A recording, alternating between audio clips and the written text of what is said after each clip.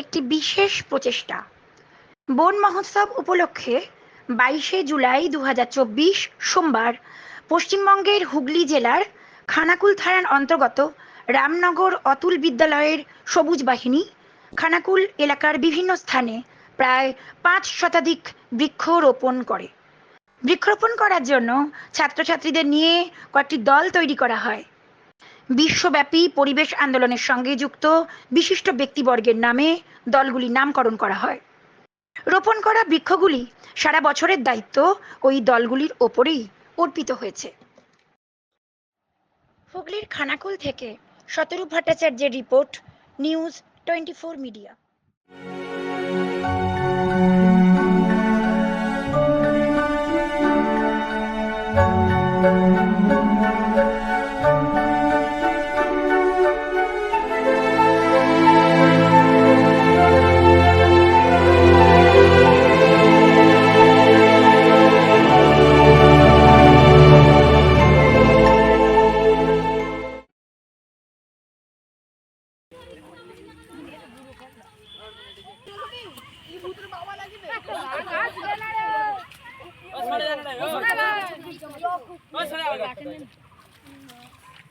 প্লাস্টিকটা ভাগ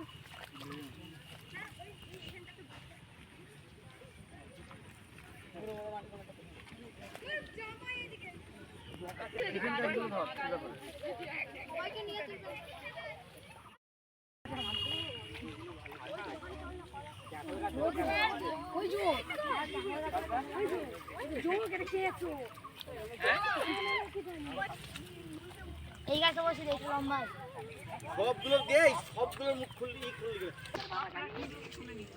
জলেতে গাছ বসানো হচ্ছে। জলে গাছ বসানো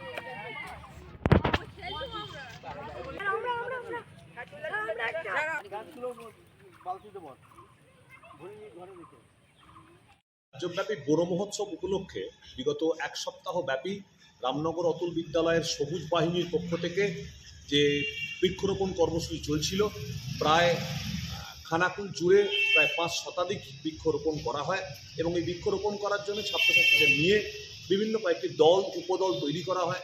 এই দলগুলো যে সমস্ত আমাদের পরিবেশ কর্মী যারা আছে, যেমন মেধা পাটেকর, সুন্দরলাল বহুগুণা, বিভিন্ন ক্ষেত্রে এদের নাম অনুসারে দলগুলো বা উপদলগুলো তৈরি করা হয়। এই দলগুলো বিভিন্ন প্রান্তে গিয়ে বৃক্ষরোপণ করে এবং 1 বছর ব্যাপী এই বৃক্ষগুলিকে বা এই গাছগুলিকে রক্ষণাবেক্ষণ করার দায়িত্ব এই ছাত্রছাত্রীদের মধ্যে রইল। এইভাবে বন মহোৎসব পালন করা হয় রামনগর অতুল বিদ্যালয়ের পক্ষ থেকে। নমস্কার।